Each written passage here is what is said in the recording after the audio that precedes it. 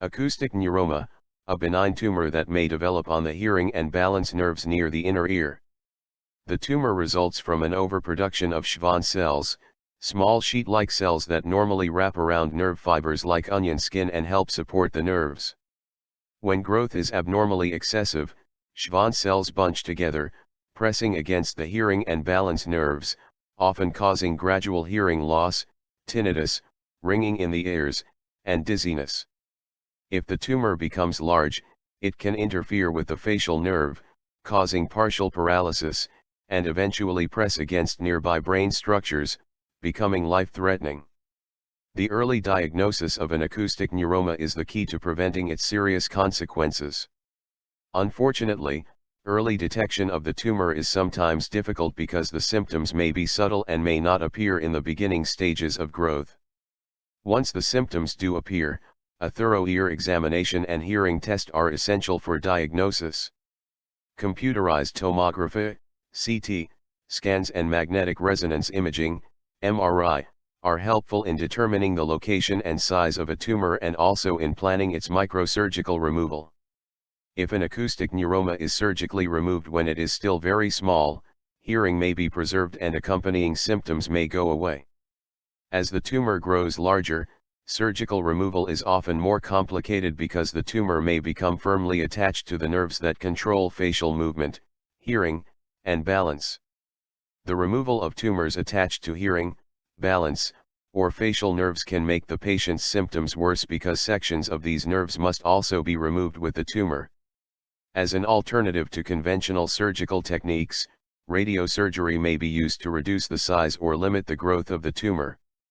Radiosurgery, utilizing carefully focused radiation, is sometimes performed on the elderly, on patients with tumors on both hearing nerves, or on patients with a tumor growing on the nerve of their only hearing ear.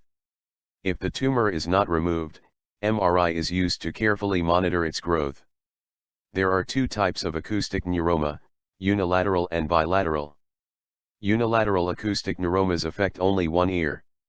They account for approximately 8% of all tumors inside the skull. Symptoms may develop at any age but usually occur between the ages of 30 and 60 years. Bilateral acoustic neuromas, which affect both ears, are hereditary.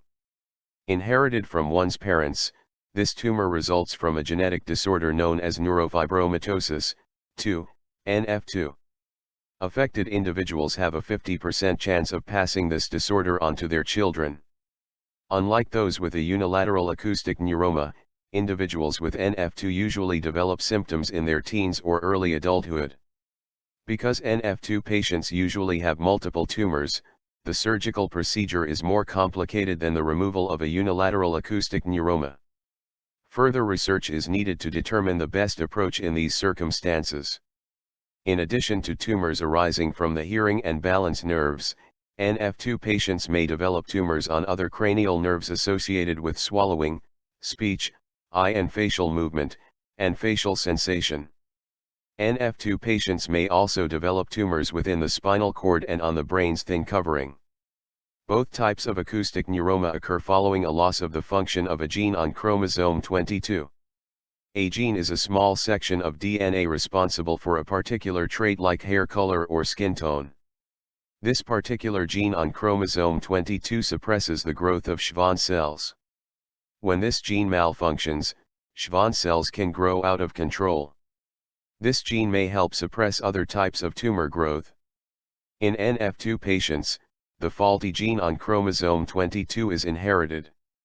Acoustic neuroma is also called an acoustic neurinoma or a vestibular schwannoma.